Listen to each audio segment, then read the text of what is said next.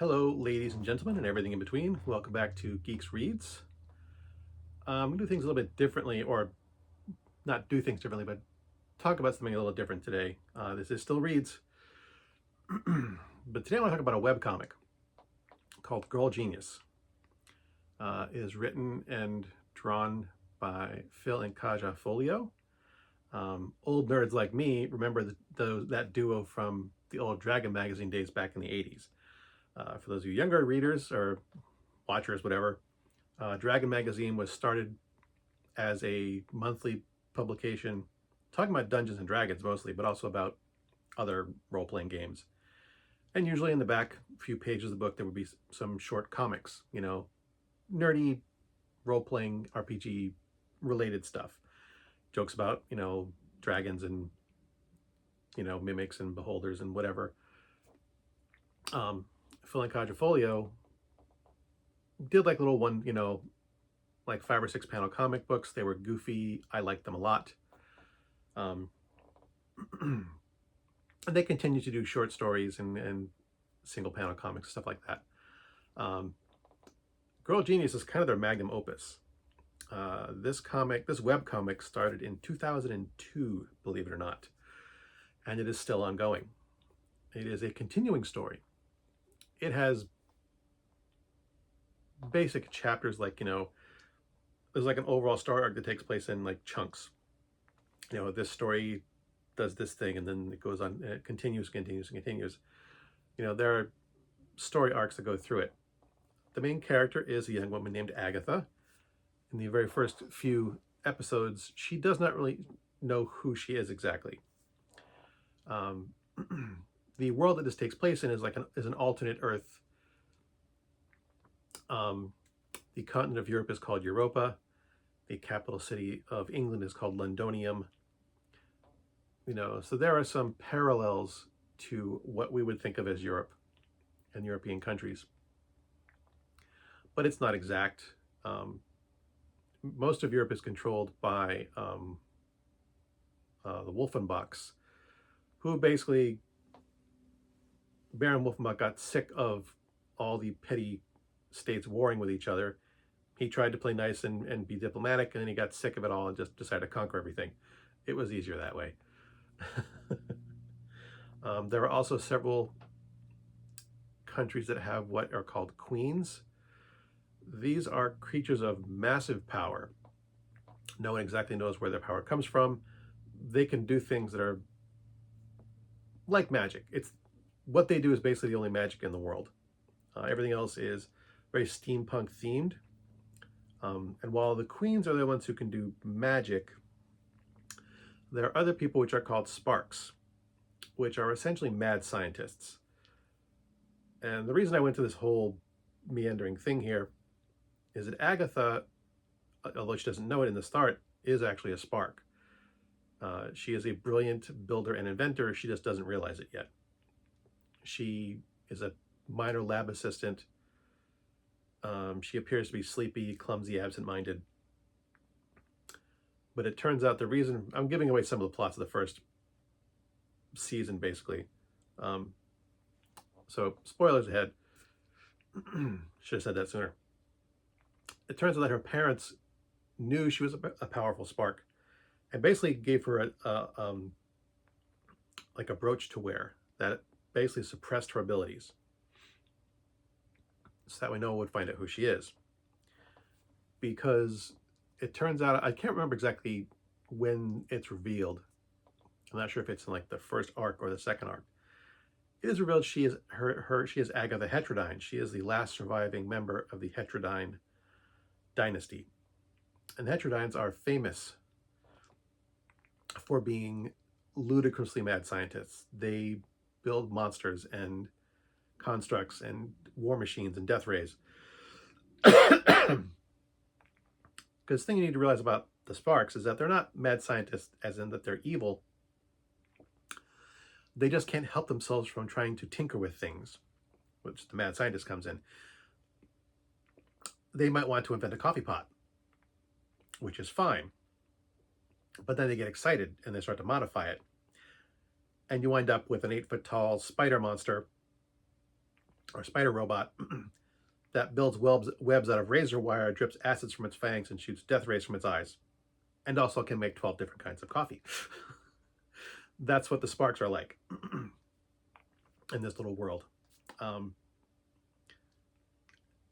and like I said, Agatha is a spark, Agatha is a heterodyne, some of the most notorious monster makers and death ray builders in the world. Some of them are considered heroes, some of them are considered villains, but Agatha's the last heterodyne. Sorry, I have a piece of lint. And the story, as it progresses, is people either basically trying to take advantage of her, either by like keeping her under their thumb, under control, so they can, use her for their own goods. And then some people are trying to help her. Agatha herself is actually a very sweet young girl, very nice, very pleasant, but she's still a spark. She still has her moments when she's in the midst of inventing something, when she tends to go off the rails a bit, which is fun to watch. This is a completely original story, by the way, from Phil and Kaja Phoglio. This isn't, based on something else. Completely original. Like I said, they used to write in Dragon Magazine. That's how I was introduced to them.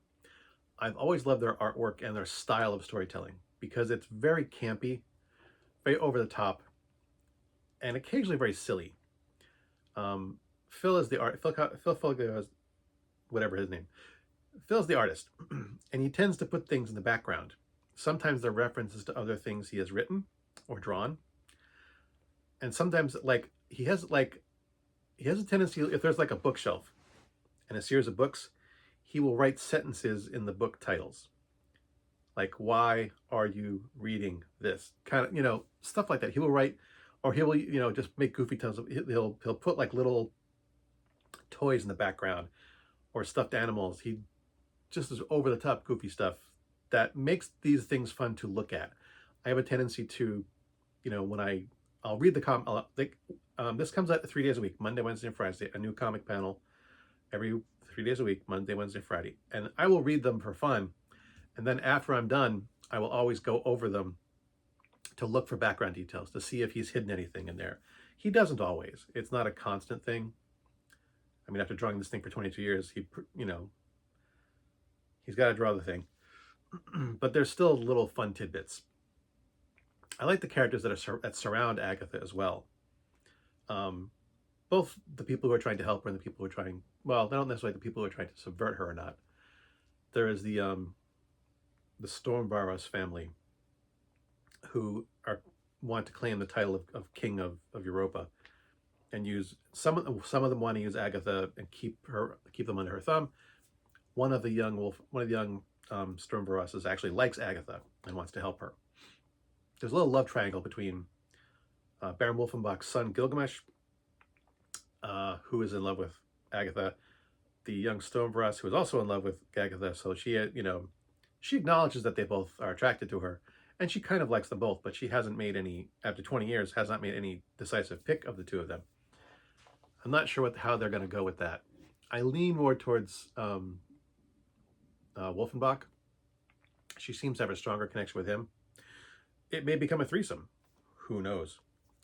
But there's also, Agatha makes these little clockwork mechanisms that follow her around. They're cute. They do her bidding. They're not like destructive or anything, but not generally. But they're just little cute helpers. There's Zetha, the warrior princess from a lost nation. No one knows where she's from. Even she can't find her way home. Wolfenbach has someone who works for his father, but also works closely with him, named Dupree. She is a pirate, and she is insanely murderous, and she is so much fun. I love Dupree. Wouldn't love to meet her. She would probably stab me in the head. But as a character I get to read, she is fun. There are other characters around as well, but those are the ones that I really enjoy reading. And the first few panels, the first few pages of this comic book don't really do justice to how the story goes. There are moments of moments of seriousness, moments of introspection, moments where things get heavy. But it flows pretty well.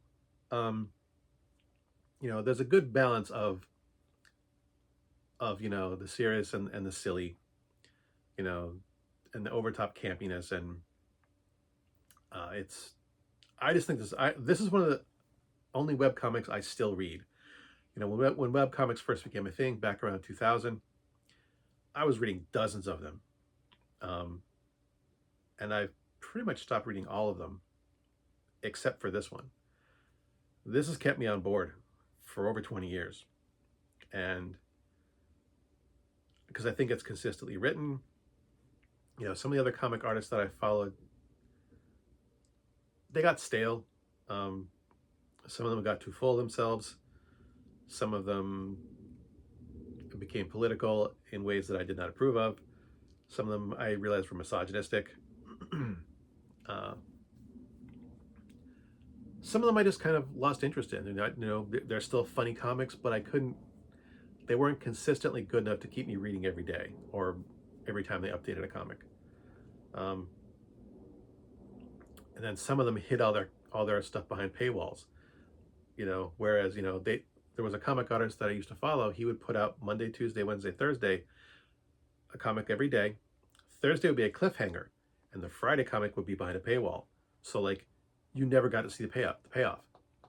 He would set up this great thing, but you had to pay to finish that weekly story, and it irritated me. But let's get back to someone whom I love. This isn't their only piece of work. They've done other things. They've done other stories. Some of them have completely finished and they stopped writing. The stories are over. They've done some short stories. It's all comic related, really.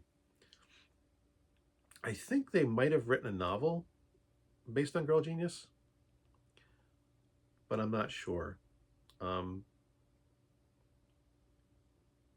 think I remember seeing it, but it's been years, and I'd have to look it up, which I probably should have done before making this.